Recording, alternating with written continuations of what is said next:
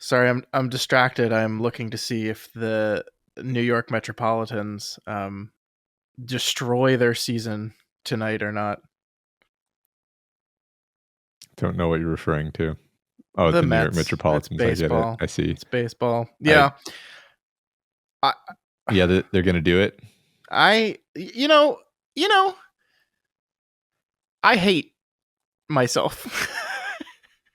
I hate this. I hate being a Mets fan. I despise it. It is the worst thing. It is the worst thing. They were the number one team in all of baseball in June. Uh huh. The best team. They were 20 games above 500 in June. Uh huh. Since June, they're in the 5 worst teams in baseball. What? That makes sense. What is? They Huh? they got all their good playing out of the way in the early part of the year, and then they were like, that was all. I left it all in the field, coach. I really like it is. It is the most abusive relationship I've ever been part of. It is awful, and I hate it. I hate it so much.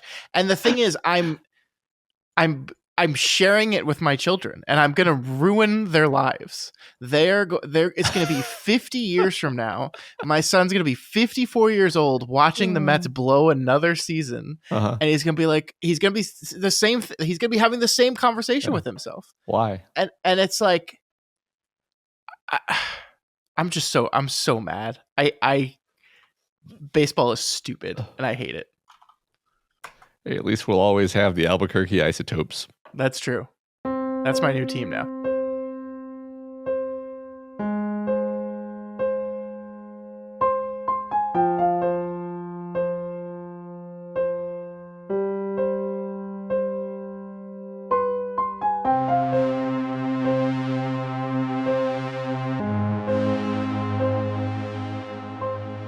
Hello and welcome to Flanagan's Wake, a Doof Media podcast watching, analyzing, and discussing the collective works of Mike Flanagan. My name is Scott Daly, and I am your host. And joining me, as always, my pupil, Matt Freeman. Matt, how do I put this? I'm trying to be delicate about this. I know it's kind of a sensitive topic. Where's my fucking money?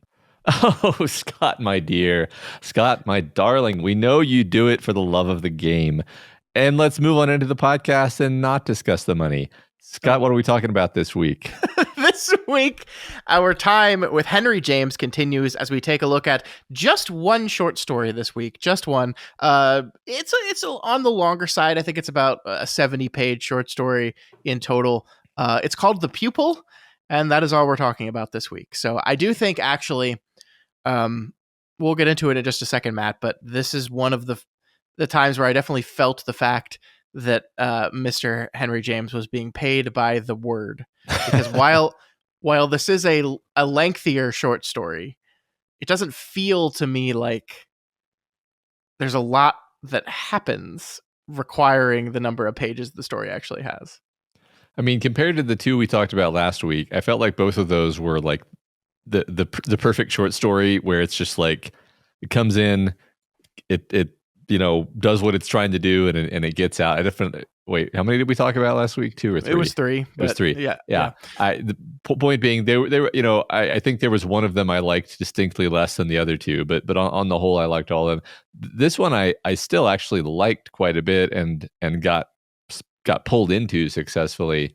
But I agree with you. It I don't know that it earned its page count. I think that's fair. Yeah, I mean, I definitely wrapped up my time with this one. It was like, oh, I should have paired this with another story or two, actually. I mean, it would have taken us a little bit more time to read and prep, but I think the episode could have handled it. This is my least favorite of all the Henry James stories we've talked about. So this is story number 5 at this point, because we read The Turn of the Screw and then the 3 last week. With that being said, I still think I'm with you that, like, I found plenty to enjoy here, and I think there's definitely a lot to talk about. We are now, since we've reached story number 5, what have just been similarities, I think, are starting to develop into trends, right? When we see things, we see so many things in common across his stories. We're starting to be like, okay, we can start maybe successfully concluding on some overarching ideas that Henry James has in his writing. And I think we'll get a few of those today. But Yeah, I was never quite pulled in as much on this one. I'm not even quite sure why. This is the earliest story that we've read so far. This was published in Longman's magazine in 1891, so this I think predates some of the other stories by at least half a decade.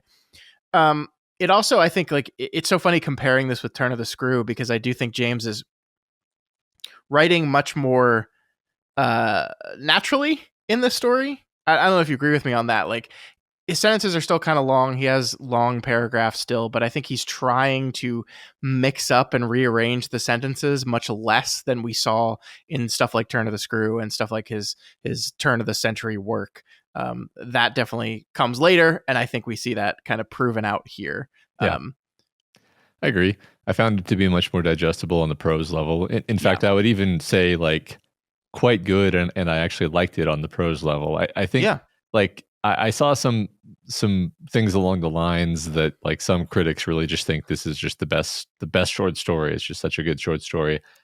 And I don't know that you and I are necessarily on that page, but I think there is a lot to recommend it. Like what it does really well with the prose is it does that thing where it sketches characters and concepts using kind of implication and very careful word choice to let you infer what's going Yes. on and like what like why this character is being this way, and like really sort of take what would otherwise be a very deep and nuanced and layered social situation and kind of just like nail it in like two sentences and then move on because we got other stuff to do, and that's not the Yeah. point of the story. I appreciated that. Where I mean, really, like the fun of the story, kind of the genius of the story, is we're we're following this like delicate social dance between our protagonist Pemberton, who's the tutor, and the family that's hosting him, and of course his pupil, and all of the social games of like not being able to quite say the thing and dancing around it and Mm-hmm. having a sense of propriety and like I can't say that, but we kind of both know that the unspoken lies between us. And that seems to be a very Henry James thing, actually, is this idea Yeah. of like the unsaid exists between the characters. Um, and they're never actually going to say the unsaid, Yeah. but they can communicate that there's every conversation is like there's two levels. There's the things that they're saying, and then there's the things that they're understanding between each other. Yeah. I did like that about this story. I did too, and I think this is one of the things I thought about when we're talking about like trends. I think he is like examining and poking fun at this idea. Actually, this idea that nobody in this society can ever just come right out and say what they mean and what they want. We have to play this game. We have to dance around it. We have to do this thing. This is what is proper and expected of you, is to play this silly game. And I think it seems to me that Henry James finds that idea ridiculous. And so in this story, he has created a situation in which there are essentially three major characters in the story. We have Pemberton, our tutor. We have Morgan, our titular pupil, or maybe not. We'll talk about that in a little bit. And then we have Mrs. Marine, who is the mother of Morgan. And I know we see the Marines generally, but she is kind of like the avatar for all of them. We deal with her the most. All three of these people have things they want from each other, and they can't ever directly talk about it until the moments where sometimes they do, and then they have to be like, oh, I can't believe we're having this conversation, and they get to like, and I do think actually the Marines in general exist in this world and are successful in this world because of this cultural thing of we can't talk about this, we're not going to acknowledge that this is happening, because we learn that they are people that essentially are just like going from villa to villa, hotel to hotel. They're never paying their bills. They're dodging people constantly. They're charlatans essentially. And yet they are kind of successfully doing this for years. Pemberton is a tutor to this kid. I think he's 11 when they start, and he's 15 by the end of the novel, or the short story. So he works with them for years as they do this, as they successfully kind of, you know, juggle all the stuff at the same time. And it feels like a very kind of incisive critique of this entire concept in a lot of ways. Absolutely. I'm reminded of the film The Talented Mr. Ripley, which I believe is based on a book or story of some kind. It's Don't based quote on, me. yeah, The Talented Okay. Mr. Ripley is a novel, yeah. Like it just this idea of kind of, I mean, it's textual, right? It's like the idea of there being a kind of manipulative, lying social climber, um, moving around Europe, avoiding being pinned down and staying in place too long, but always like hobnobbing with the princes and the wealthy and everything, and Yeah. avoiding letting anyone know like, hey, we're actually poor because but because like you're not supposed to care about that, right? Like the aristocrats aren't supposed to actually even Yeah. know that money exists. It like all that matters is that you can speak 5 languages and you know how to use your oyster fork or whatever. Like Yeah. which that's what's kind of interesting about the Marines is they are these like super worldly people. It's almost like this is a subtext that I'm not entirely sure that I'm reading accurately, but it's almost like they pass as a higher class than Pemberton does, and this gives them a kind of social power over Pemberton, despite the fact that they're actually broke asses and they're liars. Yeah. Uh, and I mean that's not why Pemberton sticks with them. He does it because he thinks that the boys is really rad and wants to spend time with him. Hmm. But also, I think he's just successfully. That's what you said a minute ago. He's like successfully snookered by them and by his own inability to stand up for himself and basically make an ultimatum of you're going to pay me or I'm going to actually leave. Yeah. Um, I mean, the opening lines of this book are like a perfect defining moment of his character, where the opening of the book is him kind of trying to awkwardly handle. He's just like, when we enter the story, he's just successfully had this interview with Mrs. Marine and gotten the job, and he's like awkwardly trying to find a way to bring up, how much are you going to pay me? And mhm. like he kind of has to steel himself to be able to bring up the idea of payment, which is like a perfect way of defining exactly who he is, and that's how he handles all these situations, and that's why they're able to kind of string him along for so many years despite not paying him at all, or occasionally throwing a little bit of money his way.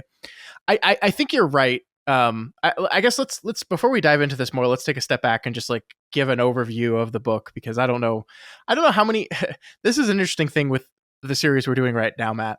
For the first time in our podcast, I don't know how many of our listeners are actually reading these stories and following along with us, and that's okay. I think these are difficult stories to read, and frankly, if yeah, as much as I've enjoyed Henry James, and I have, like, I don't think I'm going to finish the series and then pick up my volume of all Henry James stories and say I'm just going to dive into this just for funsies. Probably not going to do that. But so just the overarching, we kind of covered it anyway, but the overarching story of this is we have a young Oxford graduate. He's just graduated from Oxford. He's penniless. He has no money. He has no prospects, and he takes this job as a tutor for this family. They have this son, Morgan, who's 11 at the time. He was diagnosed with a heart condition at birth, but he seems wise beyond his years. He's not necessarily like book smart, but he seems to just like have this greater this more elderly and mature understanding of the world, and Pemberton finds him fascinating and is kind of immediately taken with him, and so he stays with his family despite the fact that they continue to not pay him and string him along. He kind of also gets like taken through Europe, this whirlwind tour where they go to Paris for a summer, and then sometimes they stay in really nice places and sometimes really crappy places, and it's just kind of this experience. At the end of the story, he takes a job with another family, but then is summoned back by saying that the young Morgan has gotten terribly sick. He comes back to find he doesn't really look sick at all. Mrs. Maureen asks him to just take Morgan with him, just go back and take Morgan with him. And Pemberton hesitates in that moment. He does not right away say, yes, of course, I'll take him. He hesitates and kind of hedges a little bit. And when he does that, Morgan suddenly dies dramatically of the heart condition that he said he was diagnosed with as a kid. And that's the end of the book, or the end of the Yeah. short story. All right. So with that in mind, let's Yeah. properly get into it. Yeah, I think just the ending is where I want to kind of start, actually, because Sure, sure. the I think we're meant to sit with some ambiguity around, like, was it the excitement of the thought of finally leaving his parents who he doesn't like and getting to be with Pemberton and go out as two men to conquer the world? Was the excitement that killed him?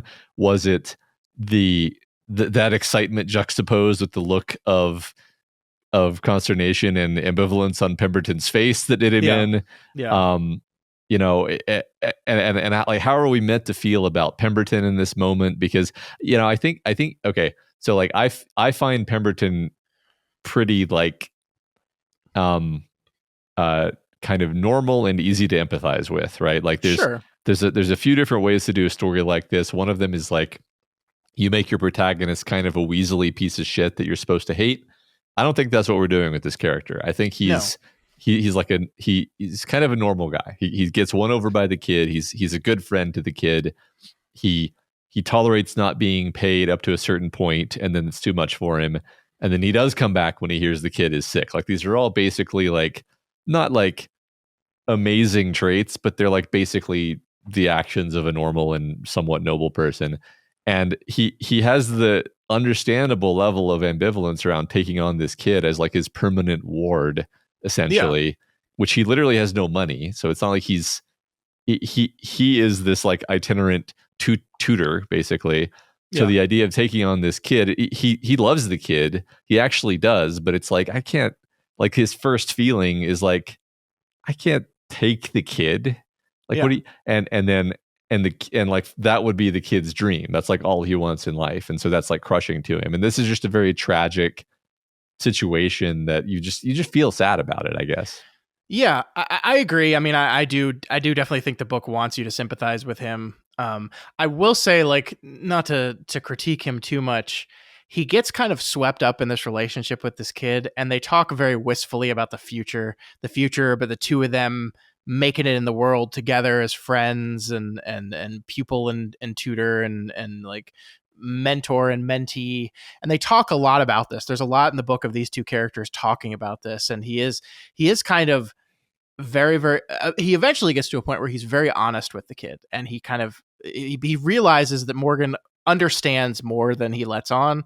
I want to talk about these kid characters in these Henry James stories because I think this is another trend we're noticing. But and I think maybe sometimes he forgets that he's a child still. And this idea of, when you talk to a kid about, oh, one day you and I, we're going to hit the world together and we're going to take it by storm, and that these are kind of like daydreams of two people. And I think to Pemberton, I don't know if he ever thinks of them seriously, like this is a thing we're actually going to do. It's just like fun to like daydream about what the future is going to look like. But I think to Morgan, I think they are. And I think you're right. When the opportunity comes, when his mother basically releases him, um he gets very very excited about that prospect. And Pemberton does what I think is entirely reasonable, goes, whoa, hold on a second here, I can't take care of a kid. I can't, like, Yeah. have this guy, like, I don't have any money. I'm barely getting by enough as it is. Um, and do I want this to be my entire life now?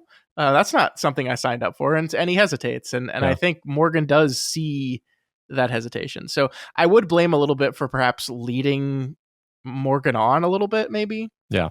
Sure. No, I definitely think that we are not meant to just simply absolve Pemberton either, right? I think Yeah. I think it's a like to me, it's not really a genuine tragedy if you can just say, like, that person was just a piece of shit, and we can just hate them.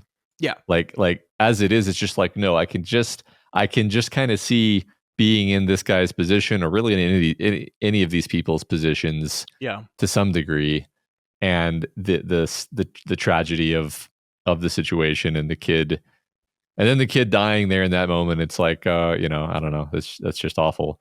um there are some, like, cultural sort of questions I didn't really understand, like, you know we don't really have the concept of a tutor anymore, right? Like Hmm. this kid was literally not going to school. It was just Pemberton being his school Correct. and educating him single-handedly. And by all accounts, the kid was really sharp and very, very, very well educated by the standards of the time.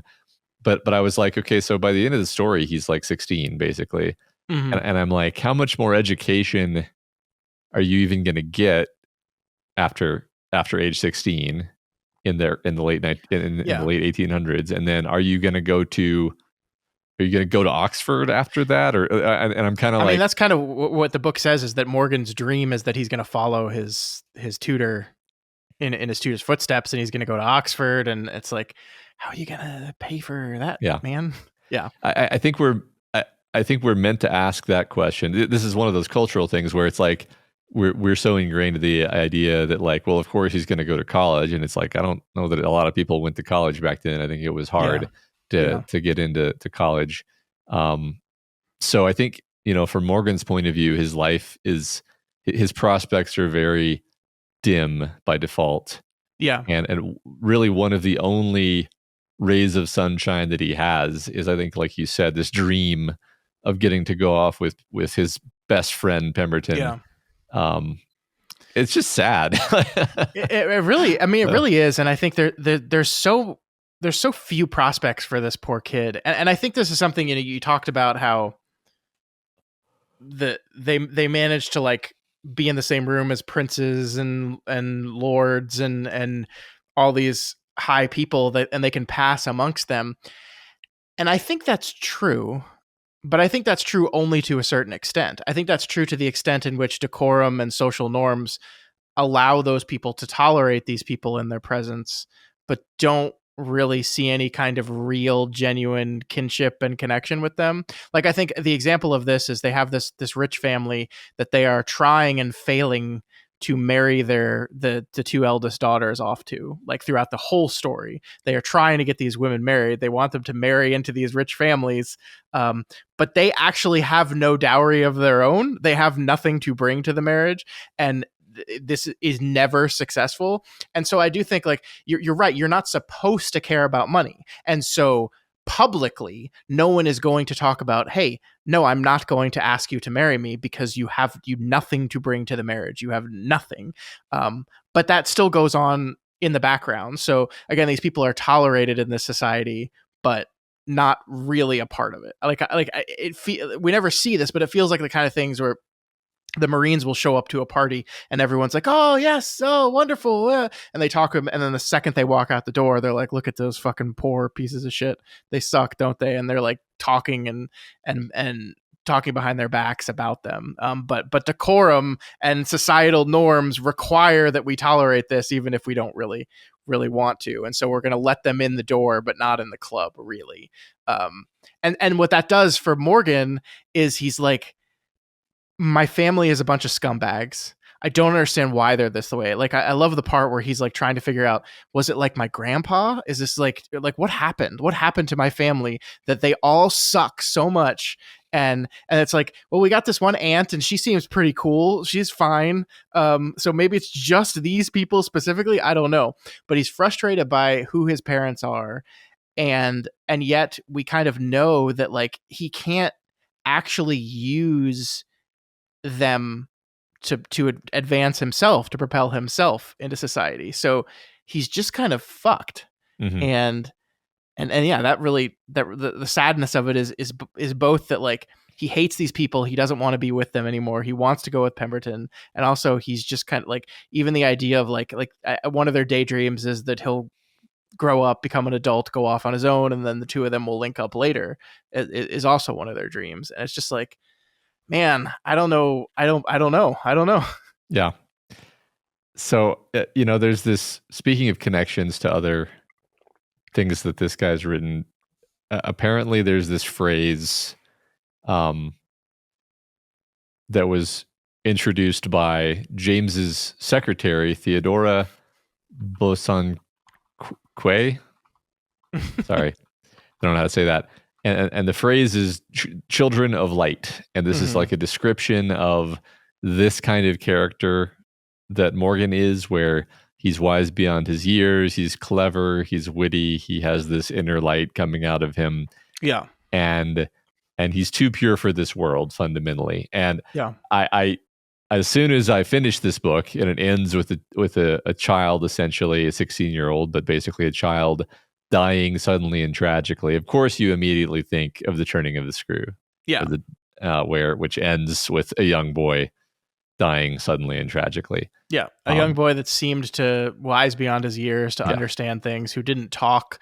Like, that's one thing I think part of me was like, wanted to critique Henry James and be like, hey, Henry, have you ever talked to children? Because none of the children in any of these stories really, and this might just be a time period thing. Like, again, I'm reading this from the 21st century perspective. Like, I might just be infantilizing children where they talked differently in the 1800s, but I think it is something specifically he's doing here with these characters. It is a specific thing he wants to explore for sure.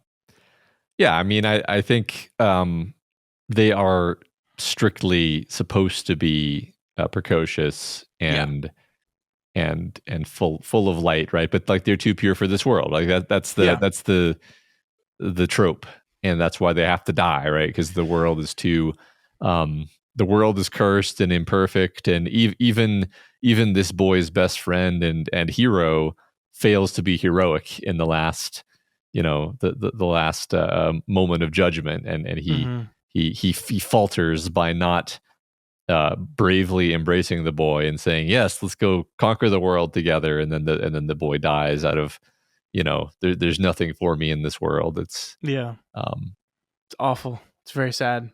Yeah. I didn't believe that the heart issues were real until the end of the story. I thought this was like, there was part of me, because this is actually something we haven't talked about yet. We've talked about kind of Pemberton and his relationship with Mrs. Marine and his relationship with Morgan. We haven't really touched on Morgan's relationship with his family and his mother. And I think this is really kind of an interesting dynamic, because I don't know how much these people actually like their son, but they act like they like him a whole bunch, right? Like, that is one thing Pemberton kind of is constantly talking about, is like how much they gush over Morgan, how much they talk about like they love him and they're so impressed by him, and isn't he just so wonderful and impressive? But it feels like, and you'll have to tell me if you agree with me on this or not, it feels like bullshit. It feels like maybe it's true on some level, but also not true on other levels. I don't know. I think it's very complicated. I don't know if I would have like used the same words you just used, but there's a complicated vibe. Like, I feel it feels familiar to me in like other family situations I've seen, where it wasn't necessarily that, like, the child was, had a heart condition or something, but just more like, oh, they see their child as this precious jewel, that they simultaneously idolize and put on a pedestal, but you get this sense that there's something malformed about that relationship. It's not the parenting relationship of like, I want to make you stronger so that you can go out into the world. I mean, so correlated with this, and again, I fully admit I'm projecting my own like life experiences and things that I've seen in my life, but like, you just know that these people have never had to like yell at this kid. Yeah.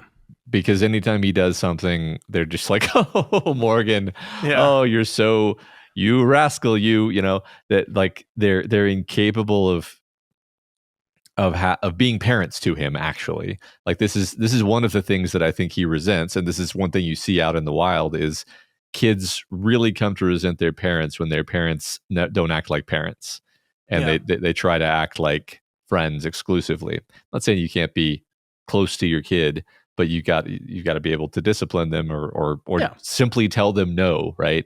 And I get the feeling like these people have never told this kid no. So I don't know. Is that line up in some way with what you meant there? I think so. Yeah. I mean, kind of the thing that brought me to this whole line of thought is the idea of thinking that there was perhaps some kind of Munchausen by proxy thing going on with the heart condition is kind of what led me down this thing that I wondered if this depiction of this kid as like frail and weak and sickly was altogether inaccurate, or being reinforced by the way they're taking care of him, or rather not taking care of him. And I think the end of the book kind of shows, I don't know, you go back and forth, right? Because there is this moment where she desperately calls him or writes to him saying, he's very, very ill. We need you to come right now. He shows up immediately, and Morgan looks fine. He looks great. He looks awesome. And then like a few minutes later, there's a moment where he like is overcome with an emotion and like faints. And then Mrs. Marine's like, see, I told you. Yeah, he didn't look sick in that moment, but like, this is what he was like when I wrote to you. So I wasn't lying. You see, I told you. But it just creates this air of like, how do they feel about this kid? And I think what you said, putting him up on a pedestal, I think is kind of the perfect idea. They recognize his for lack of a better phrase, child of lightness. Like they recognize those qualities in him, and they love those qualities in him, right? Like there's a phrase repeated over and over again in this book, that Mr. Marine is a man of the world, and it's used kind of very cheekily by Henry James, especially in the final moments of the story. But they recognize him as like someone that is impressive and kind of spectacular in a lot of ways, and is going to be cultured and worldly, and has the potential for being the best version of all of them. And they love that part of him, but they don't like the parts that are like actually like doing the work to raising him. I think you're right. I think you're totally right on I like that. Like they love what he represents and the possibility of him, but they don't actually seem to have like a relationship with him.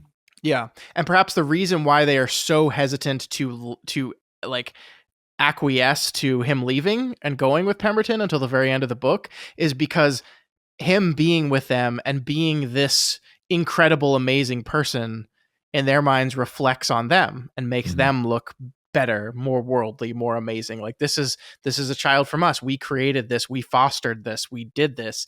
And if the kid were to leave, they would lose that perception in society, which is seemingly all they really care about. Yeah, right. But it is not until the end of the story, when they are desperate, when kind of the bills have all come due and they're running out of places to run away and hide in, people are starting to catch on.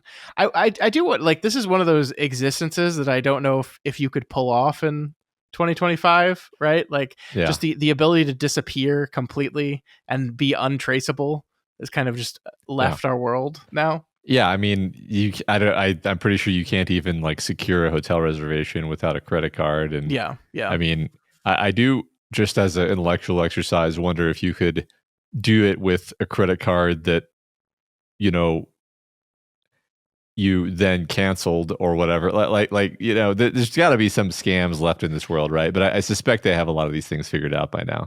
There's definitely a version of this that still exists in this world. There are people that like live multiple credit cards, kind of like hopping credit card to credit card, just paying off minimum amounts and racking up debt, and and you can kind of keep those plates spinning for a long time, probably. But it will eventually come to roost, and I think that's essentially what happens to the Marines, and that's why they're finally like desperate enough to say, no, please take him away. I've never been entirely clear on why you couldn't just live this way and rack up hundreds of thousands of dollars of credit card debt and then just declare bankruptcy, which you think everything is fine. That's how bankruptcy works, right? No. No? No. Okay.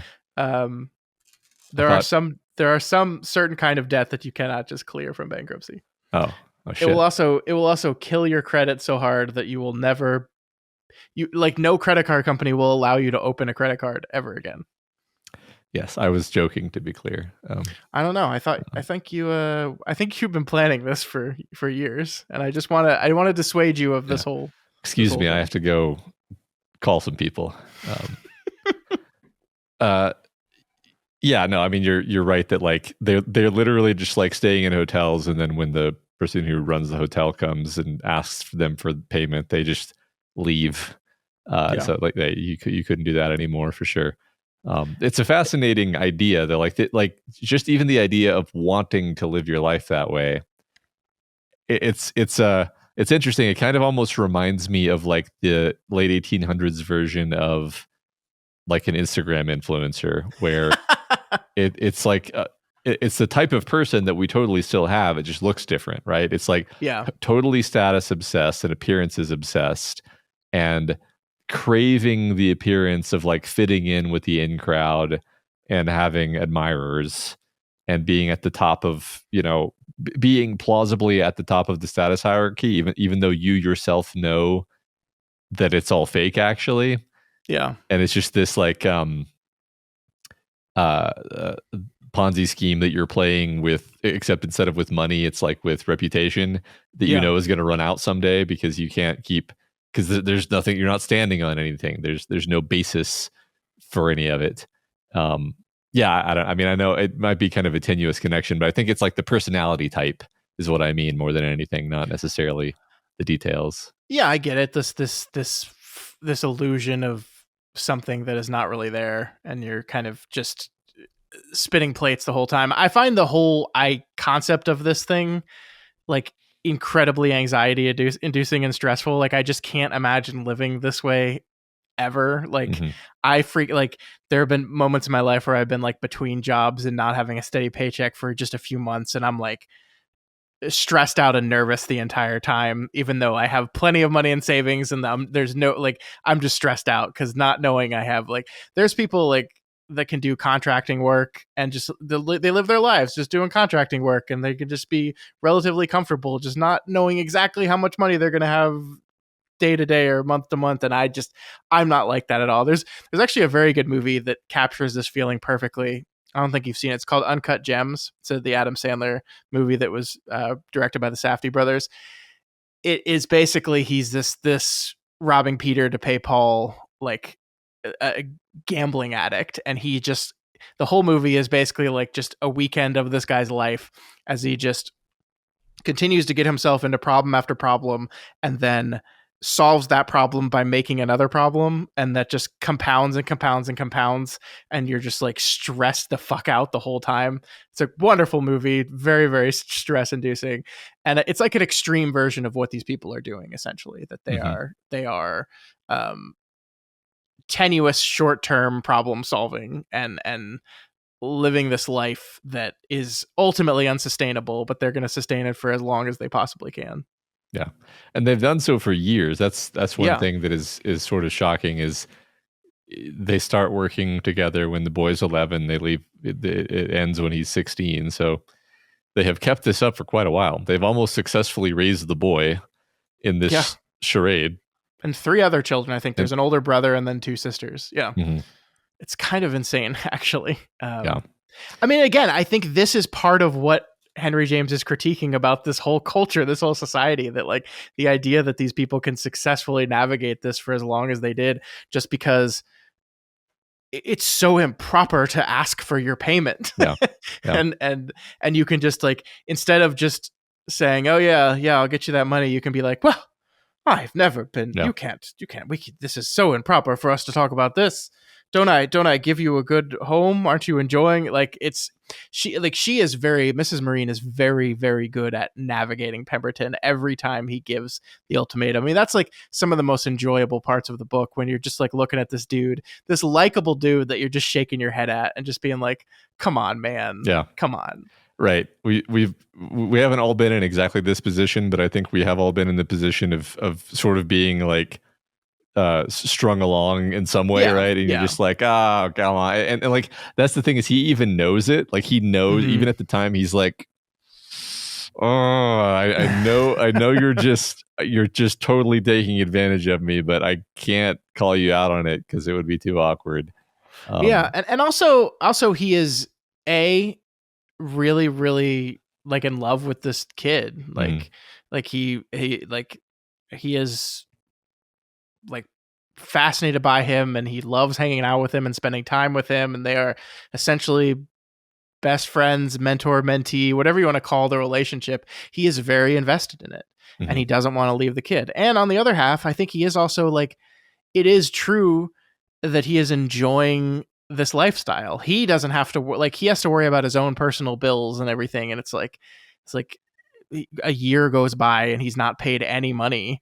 And it's like, we hear that and we go like, how I couldn't survive in the world with zero income for a whole year. How could he possibly have survived? And it's like, well, because they're paying for his lodging. They're probably sort of they're providing the lodging for him. Yes. Yeah. Presumably the food he's eating for the most part is paid for, but I don't know how these relationships work. Again, this is a cultural difference that I'm with you on. I don't know the detail of these like live-in tutor relationships and how these things actually worked, but he does have things he needs to do. And I think it is interesting that we do see he eventually does take like other jobs just to get a little bit of money coming in. Although the book really doesn't focus on those other jobs very much. Yeah. Doesn't he say he's also not getting paid for some of those other jobs? It's like, don't you like copy things down for people or something? He goes, yeah, but they don't pay me. Yeah. And I think she says, this is a very funny book, by the way. She says to him like, why on earth would you do a job and not get paid for it? Yeah. And he basically just gives her the look where he's like, yeah. Oh, you're right. It is funny. The Pemberton character is funny. That's one of the reasons we kind of forgive him his flaws. Yeah. He's likable. He's, sometimes a little grouchy, a little awkward, but ultimately human and funny. Yeah. Her asking him for $60 or 60 francs, was like all time just great shit. Yes. I like what you said a minute ago about like how they're trying to marry the daughters off to, basically social climbing up the ladder, and that it's just not going to happen. Yeah. And I think it's just like, the book is sort of asking us to consider like, what is the end game of a lifestyle like this? Like, yes, you enjoy your time doing it.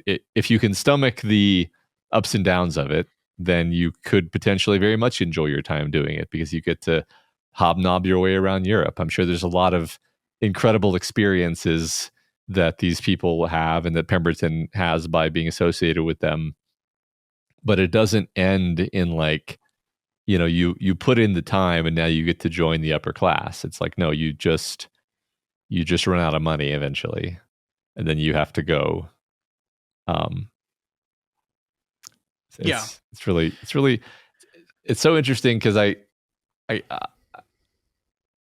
feel like there was a movie that came out last year that was sort of thematically similar to like this and The Talented Mr. Ripley, but I didn't actually see it, so I guess I'm not going to comment. But yeah, I mean, I feel like there's been a lot of like stories told of this kind of like social attempt at social climbing, of being someone of lower class or whatever that doesn't have the money or the status to really exist in these places, but is attempting to manipulate their way into it. I think that's a pretty popular concept and idea. Where I want to get to with this is like, okay, so I enjoyed this story for all the reasons we've talked about. Ultimately, like, what besides maybe just satirically critiquing this stuff, like ultimately what is Henry James trying to say with all of this? Like, why did he write this story, I guess is a good question to ask. And it's a question that I actually, when I sat down to just kind of really digest and think about the story, that I actually struggled with. Like, what are we ultimately trying to do with this? Because we have this character Pemberton who is completely broke. He's out of school, but he's completely broke. He takes this job. He wants to do his own social climbing. He does. He needs money and he wants to be successful. And then we have this family who is doing all this stuff. And then we have this poor kid, this child of light, as you said, kind of in the middle of it. And the book ends the way it ends. And then it's just like, what am I meant to take away from this ultimately? Do you have any idea? Oh, no, but well, I mean, I'm sure I could like come up with something in the space of, status and what people will do for status or something. Like I don't actually think that's it though. I think the thing about short stories is sometimes you just have an idea for a short story Mm-hmm. and then you write it. And then if you're like a really good writer, which I think Henry James is, then you look at the thing that you wrote and you say, well, like what is the idea that I'm expressing here? And then you sort of sharpen the thing up and shave off the rough edges and purify it down to the essence of the idea. And this to me feels like more of a like this was a concept. This was just like a concept that struck him as being a good story of just like this. Okay, you've got a family of conniving social climbers, but they have a son who's very pure of heart, and he has a tutor. And then you have this moment where there's an opportunity for the tutor to save him, but then the tutor also shows himself to not be sufficiently pure of heart either, Mm-hmm. despite loving the boy, and then the boy dies because he's too pure for this world, and it's a tragedy, and that's kind of the shape of it. Like it's about humanity. It's about how the world is kind of a disappointing place. Yeah. It's about how people can't talk to each other straight, and how really, everything would have been averted if Pemberton could just say, "Hey, how much are you going to pay me?" Like, yeah, like that. Oh, we can't afford to pay you right now, Yeah, or this much.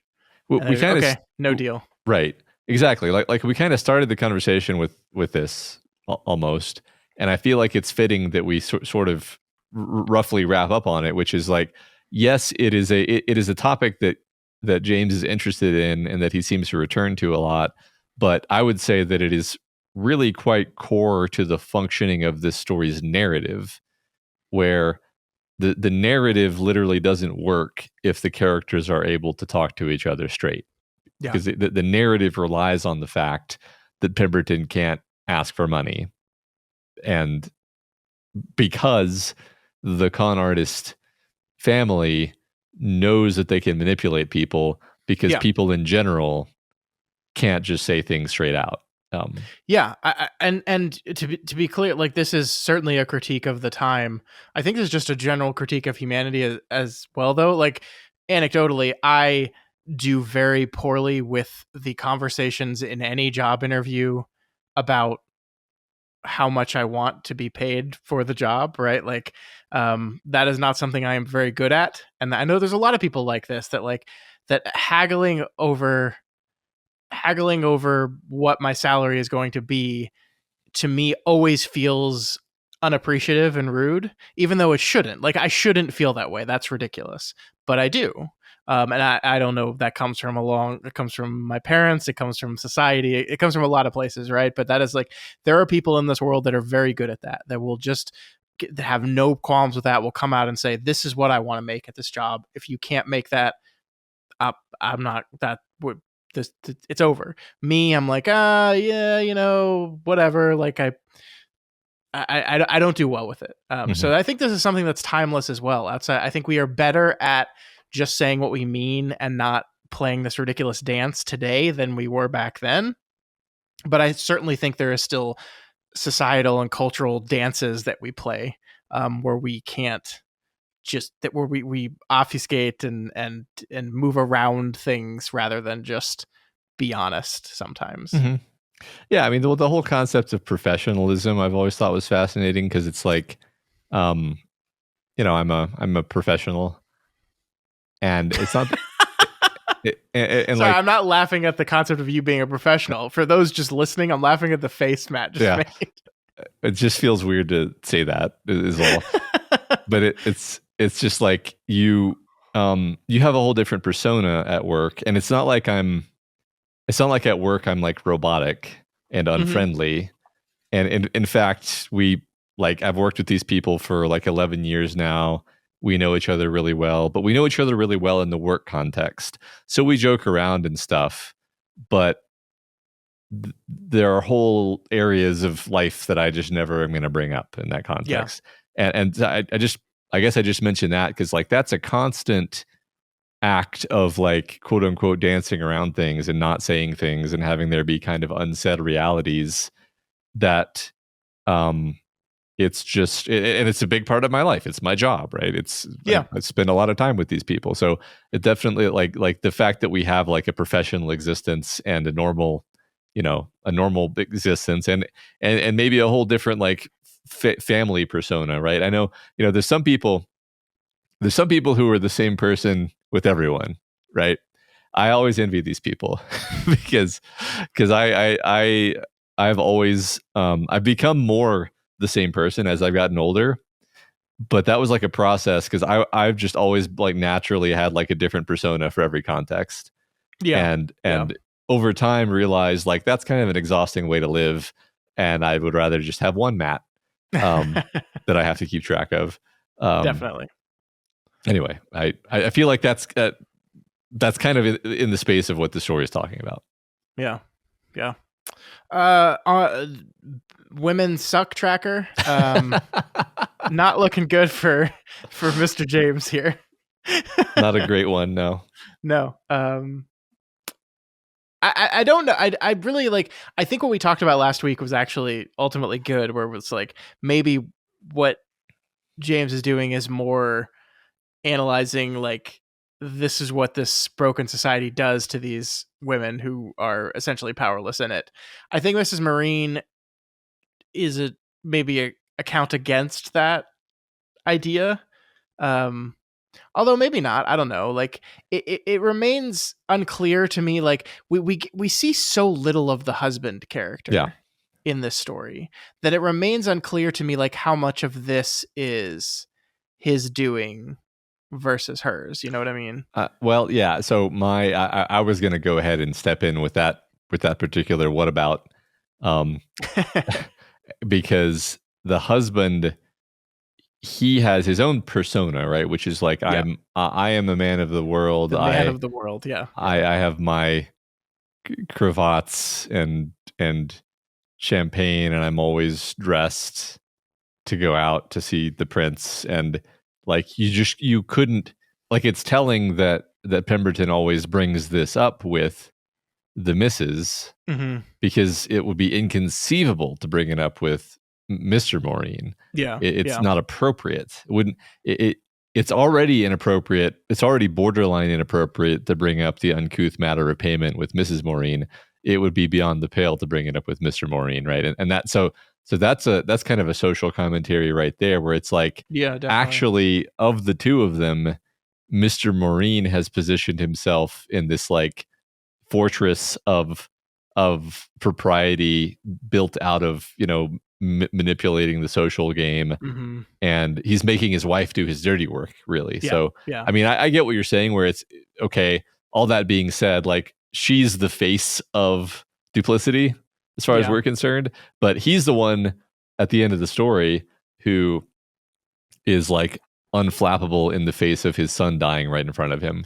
Yeah, but I have that open right here because I wanted to read it because that's the one moment that I just, he was trembling all over, and he was, in his way, as deeply affected as his wife. But after the first, he took his bereavement like a man of the world. And it's just like, fuck you. So like, man of the world by the definition of the book then is just a piece of shit, actually. Yeah, a totally detached liar. Yeah. Man, I do enjoy myself some Henry James, that's for sure. We've got 4 more stories to read, Matt. 2 more episodes, 4 more stories to read after this. Next week on the show, we are going to be reading stories called The Altar of the Dead. Ooh. Okay. And The Jolly Corner. So those could be 2 wildly differing tones of stories. I actually think it's interesting because I thought mistakenly that the stories selected for these episode titles would be the ones in which Henry James tends to write about the supernatural. That has been partially true, but not entirely true, right? We like last week we had The Great Good Place. You could say that's somewhat supernatural the way it came. Definitely. I looked at a title like The Pupil, and I was like, oh, this can be like a really creepy ghost story about a creepy little boy, possibly. So I'm looking at a title like The Altar of the Dead, and I'm like, you're not gonna trick me this time, Henry. No, it's just gonna be about like a priest who has to do last rites. Yeah. And then the Jolly Corner is gonna be about like a fucked up demon clown who tortures children. No, I don't know. I would love to learn that that Stephen King stole the entirety of it from a Henry James short story. That would be pretty good. Yeah. I had like one more comment about this book we just talked about, which was like, sure, I early on seized on this idea that maybe Pemberton is the pupil. And in the end, I was like, I don't know if I actually believe my own theory here, but I wanted to just say it as like, you know, he who is the one who learns the lesson, right? Who is the one who learns, who comes away from this changed? And I think Pemberton is the pupil of the lesson of the story, is like, if you let these people treat you this way, you're gonna get run over. Yeah. And then the kid's still gonna die, and you're gonna feel so bad about this. Probably for the rest of your life, you're gonna feel bad about this. Yeah. And you were the one who was taught a lesson here, Pemberton, not the boy. That's my thought. I like that. I think you're right. The world teaches. He is a pupil to the world because he's come out of school. He's the teacher, but he knows nothing about how the world actually works. And this is kind of his experience there. Or it could just mean that he's like an eye. Yeah. And he dilates when it's dark outside. Exactly. But the child of light shows the way. That's right. So the pupil can contract, but the pupil contracts when the light is bright. The pupil shrinks and dies of a heart attack. Yep. At 16. Wow. I love it. It's brilliant. We're so good at our jobs. Henry James, man. Can't believe it. Doing the double meaning title thing all the way back in 1891. Yep. Incredible. I know you said this at the beginning. I want to wrap up with like, I liked this story. Okay. I think it is extremely silly to call it one of the finest short stories ever written. Like that seems like hyperbole to the nth degree. I like, it's good. It's good. I don't usually read quotes from Wikipedia, but I just thought this was funny enough that people would enjoy it. The quote from Wikipedia is, critic Robert Gale flatly called The Pupil one of the finest short stories ever written, and few commentators have disagreed. Citation needed. I love that like few commentators have disagreed is so open-ended. I was like, it's like no one said, yeah, you're right. It's just nobody bothered to tell him he was wrong either. Yeah. Well, the funny thing about Henry James Wikipedia, specific Wikipedia entries for Henry James short stories, for obscure Henry James short stories, is that probably like 3 people have ever looked at these articles and their quality is not very good. Yeah. There's a lot of assumptions here without any kind of citation at all. Not saying Wikipedia should be the primary source for looking at Henry. I mean, I will say it takes like a really dedicated person to make a whole Wikipedia page for Henry James's The Pupil or The Two Faces, which is a very not often talked about obscure short story. I agree. I literally just thought it was kind of funny that it was wow, this is one of those old-fashioned Wikipedia articles that you used to come across a lot more often, where you're like, oh, this is just somebody just wanted to put this on here, you know? Definitely. Definitely. Yeah. All right. So that is it for The Pupil. Once again, next week we'll be reading The Altar of the Dead and The Jolly Corner. This will be our penultimate short story episode. So we got 4 more stories and then we'll get into Mike Flanagan. I actually am so looking forward to seeing the ways in which, if any, these short stories tie into that show, because of course I've seen the show before. I've never seen the show after reading all these, so I'm actually really looking forward to it. Me too. All right, Matt, before we go, we do have a discussion question from our very first Henry James episode covering the turn of the screw. What is it that we asked the people? The question was, so, we talked a lot about the ambiguity about the turn of the screw. Mm-hmm. Are the ghosts real? So the question was, what do you think? Are the ghosts in the turn of the screw real? And we got a relatively fewer answers than usual, because I don't know that a ton of people are joining us on the Henry James journey, but that's okay. That is really okay. Pear Jane said, I had a rough time with this one. The governess's breathless demeanor felt very hysterical woman to me, which I found off-putting since I've never read other James and didn't know how he writes women generally. However, her convos with Mrs. Gross confirmed to me that the governess is losing her mind. It read very much the way Scott read it. My first reaction was that every woman I know has been put in a situation with a man who you're slowly realizing is either an asshole or mildly bananas. Do you pretend to be interested and risk them thinking they're right? Do you gently direct them to a different topic? Are you safe simply to walk away? And when she walks away thinking, yes, Mrs. Gross agrees with me and is my confidant. Yep, that's the guy who reads a polite hello as definitely into me. Yeah, for sure. I still think it's right that Mrs. Gross was just placating her the entire time because she didn't know what to do. But I don't know. That's fun. Yeah, Jane, I don't know if this was obviously written before we really dove into any of the other short stories. So I still don't know if the whole hysterical woman thing is reinforced by those stories or not. I think kind of maybe a little bit, but I think always with a point, right? I earnestly at this point do not believe Henry James was like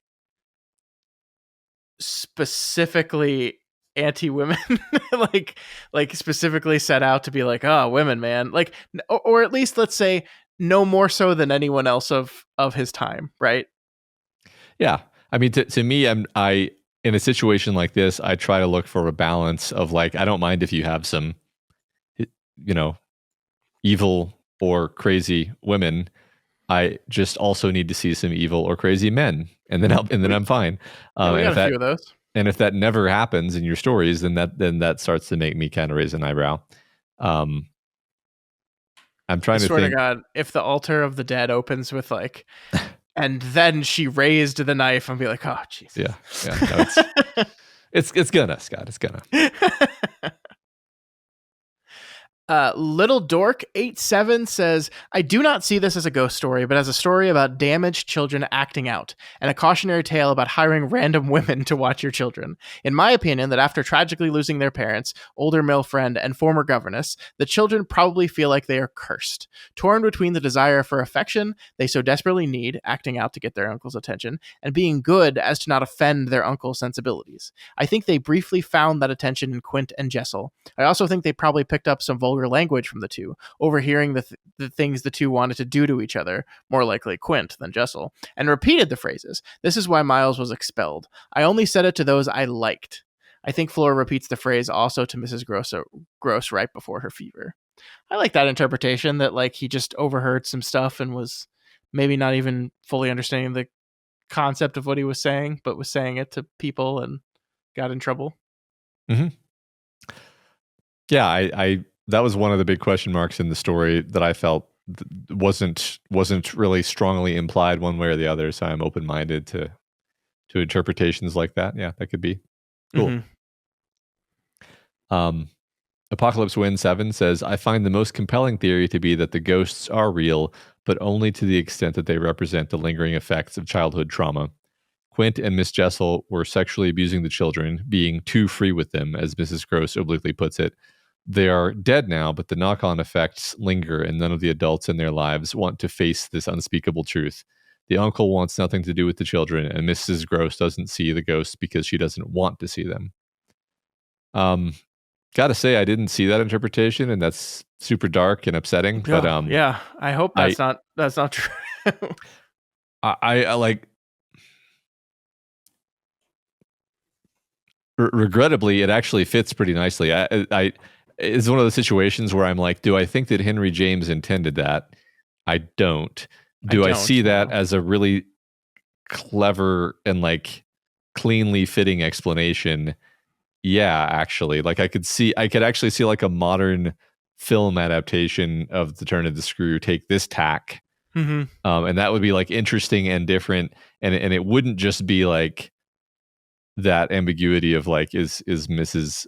Is our narrator crazy or not? It would be saying the ghosts are real, but also like you're saying here, it's the ghosts are real, but the ghosts are real because they represent trauma. That's Yeah. I like that. Yeah, I mean, I do too. yeah.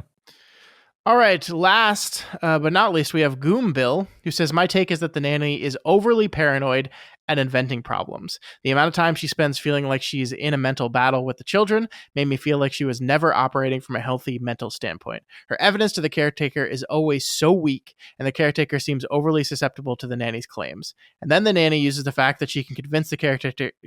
She uses the fact that she can convince the caretaker of these events, then they must be true. Yeah, I think I generally agree with that. That her evidence is so weak and intentionally weak, almost comically weak. Mhm. Yeah, I think that's just the designed or meaning behind the story, or at least that's my take on it. But I think it's cool. We didn't get many responses to this, but they kind of range the gamut for us. Like we got to see one from every angle, I think. Yeah. Yeah, it's fun. It's fun that different people have different takes. I see why the story has staying power, because I find that stories that invite individual interpretations tend to have more staying power because people can talk about them, right? There's not much to say about a story if it's just really obvious what the story means, right? Yeah, I agree. Matt, now that we've read 5 stories, where does The Turn of the Screw kind of slot in your Henry James ranking? Toward the top. I mean, it's hard to rank them because some of the others were so much shorter, Sure. and then I have like just a personal bias toward short stories. Sure. But I think I really liked the way it came, and I really liked the Two Faces. I think maybe like Turning the Screw is kind of on par with the Two Faces for me. Sure. And then maybe this story that we just talked about today, and then at the bottom would be The Great Good Place, which I still liked. I just Mm-hmm. I kind of was confused by it, as we said. Yeah, I think the way it came and The Turn of the Screw are probably at the top for me. So happy that I really like both those stories a whole lot. Yeah, me too. All right, well, thank you for those entries as well. Please continue talking to us about Henry James. I don't know how many of y'all are reading along with us, but if you are, we want to know. There's another discussion question coming up next week that will be just how y'all are feeling about him. So please be brutally honest. How you feeling about him? But the question that we're asking today is a little different. Matt, what are we asking? We're asking, what are your favorite examples of a child of light, brilliant, wise beyond their years, child in fiction? Bunch of those in Stephen King, but whatever you want to, wherever you want to pull from. Absolutely. Go wild. Absolutely. All right, folks, that is going to do it for us this week. We said it was going to be the shortest episode ever, and we weren't kidding. Maybe after editing, we'll clock in under an hour, which seems absolutely impossible for us, but I'm proud of us, Matt. Me proud too. of us. We finally did it. Do you want to get on a quick 20-minute tangent just to round this one off with me? Yeah, let's keep talking about the fact that it's a short episode. That'll okay. Really yeah. Yeah. How would you rank this amongst all the other short episodes we've done in the past 5 to 7 years? Well, let me think back.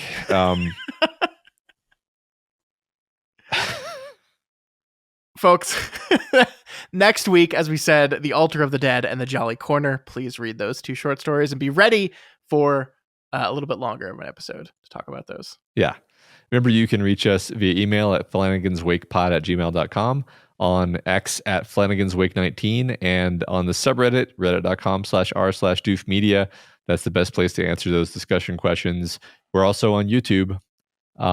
So you can check us out there. You can see me making funny faces when I say stuff, apparently. It was a funny face. If you want to get some Doof Media merch or some Flanagan's Wake merch or both, those are the same thing. You can head on over to doofmedia.myshopify.com. We've got shirts, we've got teddy bears, we've got stickers, we've got the whole thing, all of it, and it's all great. I've ordered so much of it myself, and I can tell you from firsthand experience that it's really wonderful. So check it out. We've got stuff for all of our shows. I think you'll enjoy it. Yeah, I got this Flanagan's Wake mug right here. That's right. I love our logo. Have I said that recently? I really like our logo. I do too. It's pretty cool. Yeah.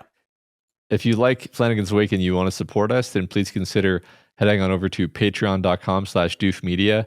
Remember that we very recently launched our new doofmovies.com project, where you can, if you're a patron of Doof Media, you can vote for your favorite films of the 21st century. You can curate your own personal list of your favorite films of the 21st century. And then if you are a patron, then your votes will be counted toward the global total, which will determine what movies Scott and I will talk about on the Doofcast. Currently, well, it's looking like probably, if you're hearing this now, we will have just talked about Lord of the Rings, The Return of the King.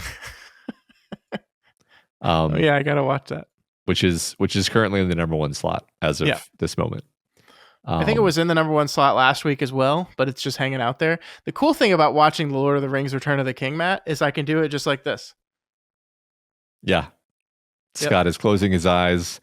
This is a great movie. Yeah. Are you? Yep. I'm also watching it. I just got to the Battle of Pelennor Fields. It's pretty awesome. Oh, wow. You're watching it real fast. Yeah, well, you got to go like 8x when you're doing it with your eyes closed.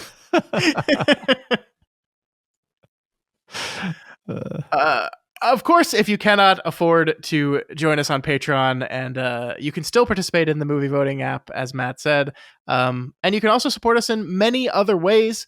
One of those big ways is to share the podcast on social media and other places. Just talk about us, wear your merch out in public, and when people ask you about it, be normal, please, and explain it. And you can always leave us ratings and reviews on all the different podcast apps. Once again, no new reviews to read this week, but we look forward to seeing what new nice things you have to say about us, or negative things. We'll read them all. You give us a 1-star, I'll read it. I might be mean to you, because you were mean to me. Yeah, we'll be mean to you, but I will read it. I'm the Ron Burgundy of review reading. Don't tell them that, Scott. Oh no. It's the truth. It is the truth. Yeah. All right, folks. That is going to do it for us this week. See you right back here next week for more Henry James. Until then, rest in peace, Morgan Maureen. So yeah, I switched it up. You weren't expecting that. I wasn't, and now I'm heartbroken. A poor fucking kid. I know.